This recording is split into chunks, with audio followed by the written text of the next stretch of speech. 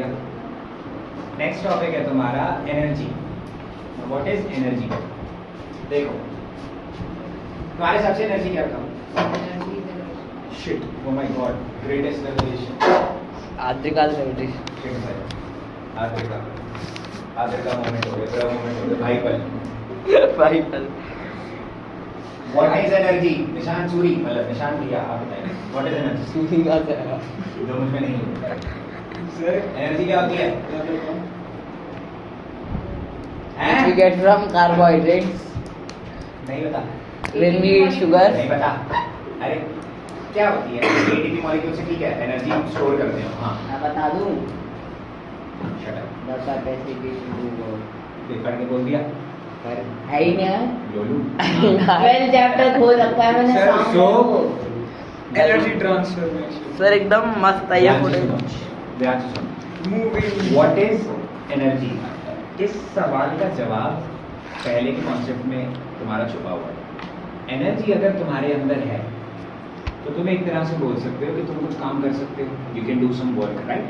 If you have some energy you can do some work. Yes और no? The converse is true as well.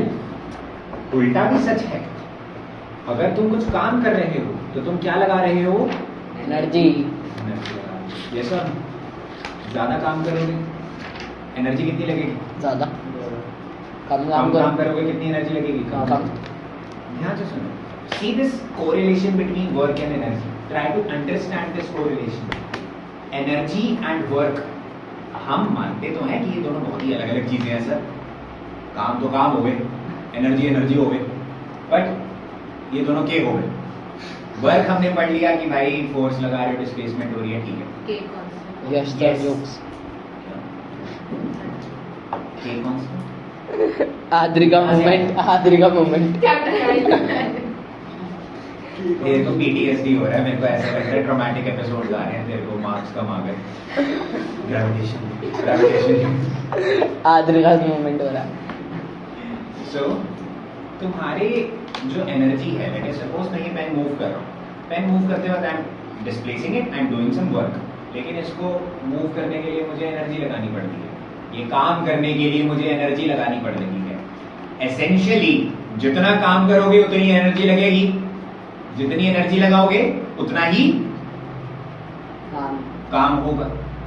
Serious correlation, जितनी energy लगा रहे हो उतना ही काम होगा, जितना काम कर रहे हो उतनी एनर्जी लगेगी। सिंपल।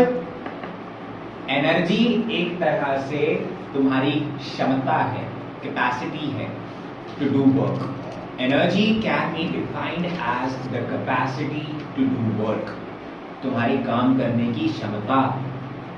पर एनर्जी एंड वर्क बिल्कुल इंटर रिलेटेड है यार। एनर्जी एंड वर्क बहुत ज्यादा इंटर रिलेटेड है। कि फॉर्मूला भी सेम होता है। फॉर्मूला हाँ सही कह रहा है। उसके हाथ में नोट्स है। कैपेसिटी शांत to do work, capacity to do work energy कहलाता है। एंड तुम्हारा जो वर्क है, जितना काम हो रहा है उतनी ही एनर्जी लगेगी, जितनी एनर्जी लगा रहे हो उतना ही काम होगा।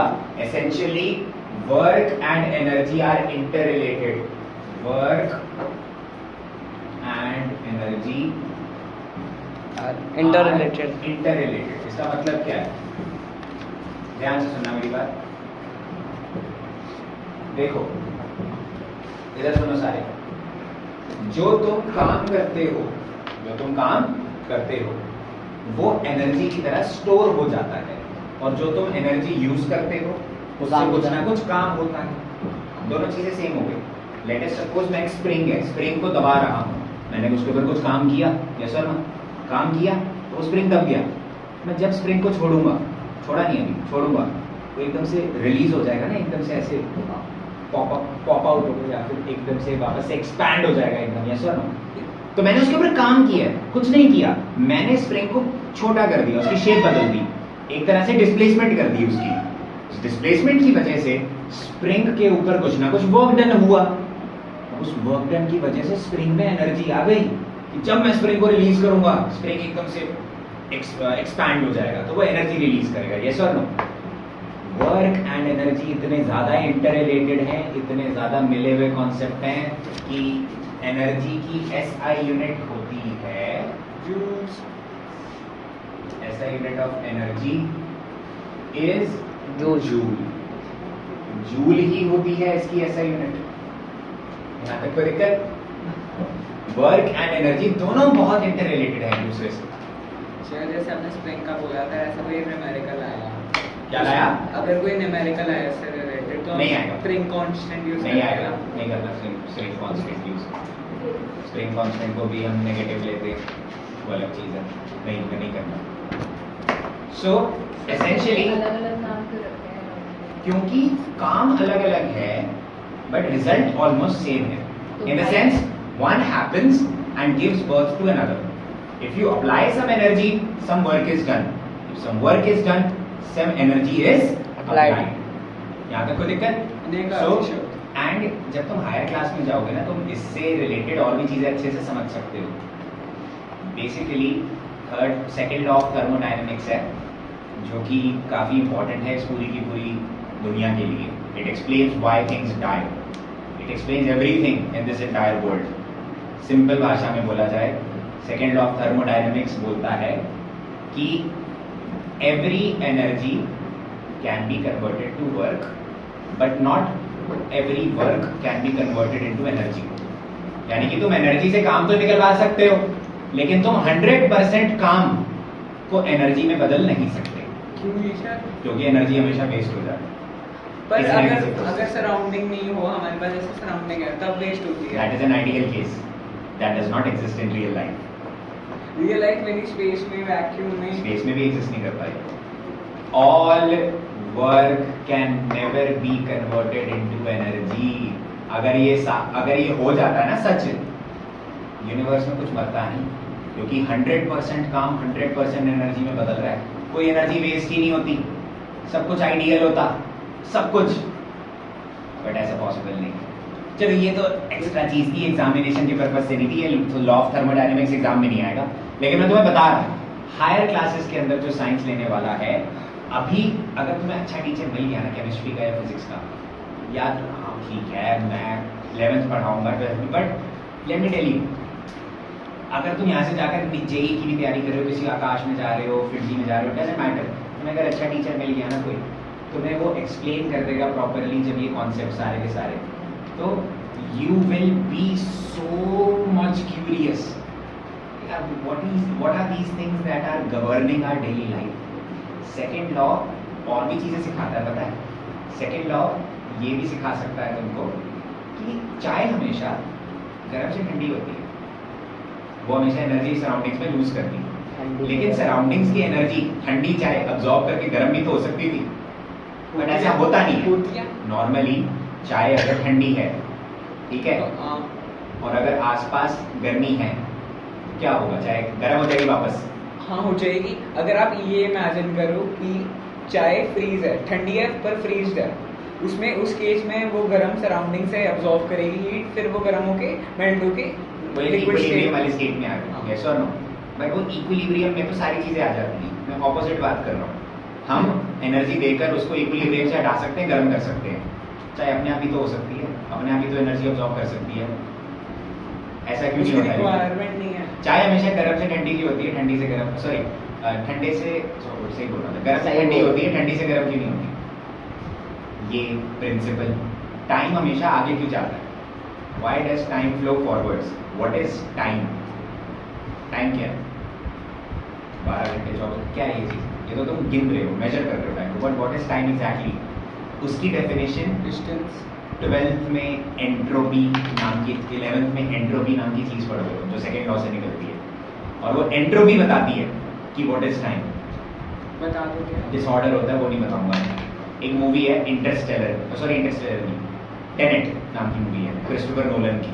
उसके अंदर क्या कॉन्सेप्ट एक्सप्लोर करा है उसने एंट्रोपी का, बट नहीं बता सकता तुम्हें अभी यार, तेरे को कुछ समझ नहीं आएगा। नहीं अभी नहीं। यहाँ तक कोई दिक्कत किसी को? एनर्जी का समझ आ गया बेसिक? एनर्जी की ऐसा यूनिट क्या हो जाएगी? जूल। यहाँ तक कोई दिक्कत? दुनिया में बहुत अलग अलग तरह की एनर्जी होती है, बहुत। मैं मान ले किसी को Negative परमाणु energy। जोर से, मैंने थप्पड़ मारा, वो मस्कुलर एनर्जी।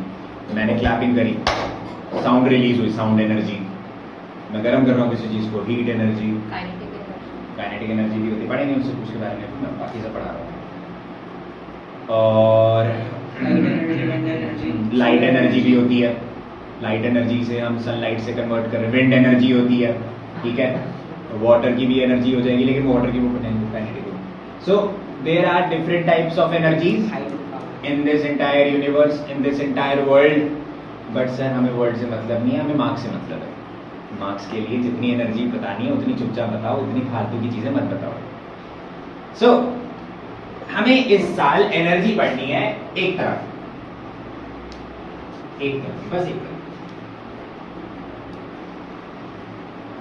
एनर्जी अलग अलग तरह की होती है, हमें एक तरह की एनर्जी पढ़नी है, that is mechanical energy. Mechanical energy, mechanical energy एक तरह से तुम बोल सकते हो, मैकेनिकल एनर्जी इज लाइक, क्या कर रहा है? थोड़ा पीछे कर रहा था। Mechanical energy is like the energy formed due to motion, ठीक है, ऑफ एन ऑब्जेक्ट। एक तरह से बोल सकते हो, ऑब्जेक्ट की मोशन की वजह से जो एनर्जी आ रही है उसको मैकेनिकल एनर्जी बोलते हैं। बट मैकेनिकल एनर्जी के दो पार्ट्स होते हैं, ध्यान से सुनना मेरी बात। मैकेनिकल एनर्जी के दो पार्ट्स होते हैं, एक पार्ट होता है काइनेटिक एनर्जी,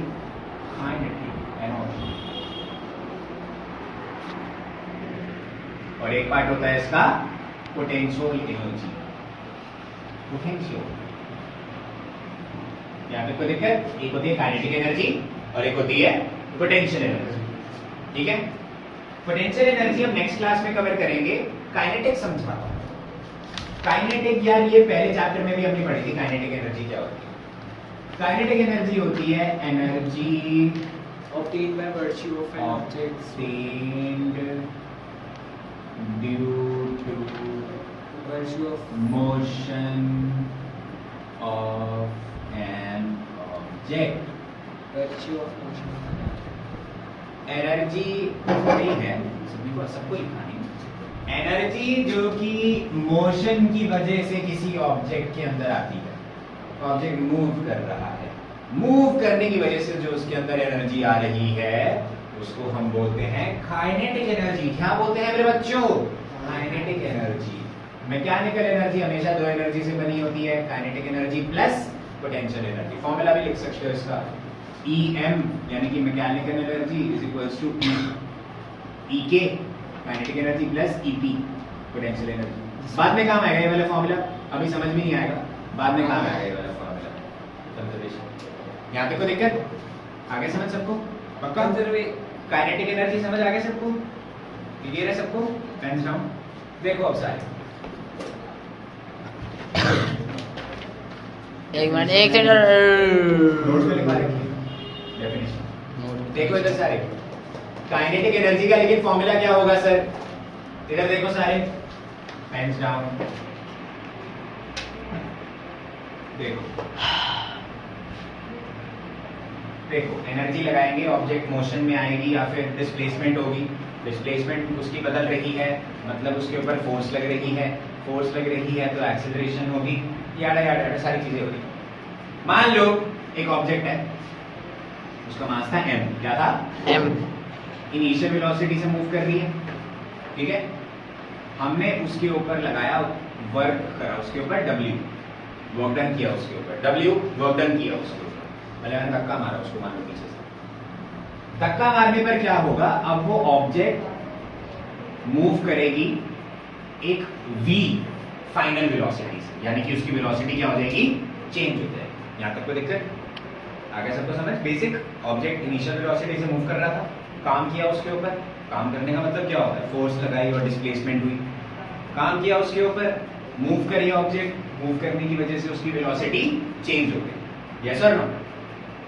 अगर मैं बोलूं work done on the object is given by, work done का फॉर्मूला क्या होता है? फोर्स इनटू, फोर्स का फॉर्मूला क्या होता है? m इंटू ए इंटू एस। यहाँ तक को दिक्कत किसी? आगे समझ यहाँ तक? ये कहां से आया तुम्हारा? According to second law of motion. Therefore work done is equals to ma into s। ये इक्वेशन मान लो मान। अभी न्यूमेरिकल किया था हमने एक, वैसे ही कुछ करेंगे इसके अंदर जो हमने न्यूमेरिकल में किया था, वो इसलिए करवाया था न्यूमेरिकल, ताकि तुम्हें आसानी से समझ आ जाए। ध्यान से देखो। Therefore b square minus u square किसके इक्वल होता है? 2a, 2 को नीचे डिवाइड में ले आओ, as किसके इक्वल होगा? b square minus u square divided by 2। Flip कर दिया मैंने, ज्यादा कंफ्यूज मत होना। a is equals to b तो b is equals to a, same चीज। ये इक्वेशन को क्या मान लोगे? Equation number 2। यहां तक को देखकर इसको उल्टा लिख देता हूं, थोड़ा कंफ्यूजन है। b square minus u square, यहां तक को देखकर तो यार putting 2 in 1 we get, putting 2 in 1 we get second value हमने फर्स्ट में डाली, as की वैल्यू यहाँ पर डालोगे, वर्क डन कितना आ जाएगा? m into v square minus u square divided by 2। यहाँ तक को देखकर v square minus u square divided by 2। यहाँ तक को देखकर आगे समझ। अब देखो यहाँ पे 2 डिवाइड हो रहा है, ये 1/2 है ना, ये ऊपर 1 नीचे 2, 1/2। इस 2 को बाहर ले आऊंगा अगर मैं, तो कुछ ऐसा फॉर्मूला दिख सकता है, 1/2 इंटू m। 2 बाहर ले आया ना, डिवाइड में है 2 इसलिए बाहर ले आया, 1/2 हो गया। m into v square minus u square. यहाँ तक को देखकर किसी को, ये तुम्हारे पास वर्क का फॉर्मूला बन गया ना, ये वर्क का फॉर्मूला है। मैंने तुम्हें एक चीज बताई थी, तुम जितना काम कर रहे हो वो काम एक तरह से किसमें कन्वर्ट हो रहा है? किसमें? एनर्जी। किसमें? एनर्जी। क्या बोला था अभी? एनर्जी लगा रहे हो तो क्या हो रहा है? काम कर रहे हो तो क्या लग रही है? एनर्जी। तो हम इसको, ये स्टेटमेंट बहुत इंपॉर्टेंट है, शायद क्लास टीचर ना लिख पाए तुम्हारी, पर ध्यान से सुनो। This work done is stored in the object in the form of kinetic energy। ये जो वर्क डन है इस ऑब्जेक्ट के अंदर स्टोर करा जाएगा in the form of kinetic energy. ये सारा का सारा वर्क डन जो है, जो ऑब्जेक्ट के ऊपर धक्का दिया मैंने, पीछे से काम किया, अब वो ऑब्जेक्ट के अंदर एनर्जी भर गई ना, क्योंकि ऑब्जेक्ट अब तेजी से मूव कर रही है, ऑब्जेक्ट की स्पीड भी बढ़ गई, ऑब्जेक्ट तेजी से मूव कर रही है, ऑब्जेक्ट के अंदर एनर्जी आ गई, यही बोलेंगे ना हम एक तरह से, एनर्जी आ गई उसमें से। तो ये एनर्जी आई किसकी वजह से? वर्क डन की वजह से। किसकी वजह से? Work done. तो ये सारा वर्क डन किसमें कन्वर्ट हो जाएगा? काइनेटिक एनर्जी में। सर काइनेटिक एनर्जी क्यों? क्योंकि ऑब्जेक्ट मूव कर रही है, क्योंकि ऑब्जेक्ट मूव कर रही है। अभी बोला था ना, ऑब्जेक्ट की मूवमेंट की वजह से जो एनर्जी आती है उसको क्या बोलते हैं? Kinetic energy. ये सारा वर्क डन काइनेटिक एनर्जी में कन्वर्ट हो जाएगा। काइनेटिक एनर्जी का फॉर्मूला बन गया half mv² minus u square. अरे सर मैम ने तो हमें ये वाला फॉर्मूला नहीं कराया, बुक में भी अलग लिखा है कुछ formula.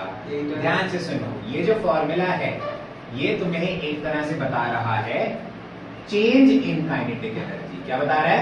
Change in kinetic energy. क्यों सर? चेंज क्यों सर? मतलब पहले भी ऑब्जेक्ट के पास एनर्जी थी, हाँ थी, ऑब्जेक्ट पहले नीचे वेलोसिटी से मूव कर रहा था ना, तो पहले से मूव कर रहा है वो, तो पहले से कुछ एनर्जी होगी, हमने काम किया उसके ऊपर, उसकी एनर्जी बढ़ा दी। एक तरह से यहाँ पर हम चेंज इन काइनेटिक एनर्जी निकाल रहे हैं। क्या निकाल रहे हैं? Change in kinetic. ये फॉर्मूला याद रखना है, ये चेंज इन काइनेटिक एनर्जी का फॉर्मूला है। यहाँ तक को दिक्कत? पर when object is at rest, जब ऑब्जेक्ट रेस्ट पे होगी तो यू कितना हो जाएगा?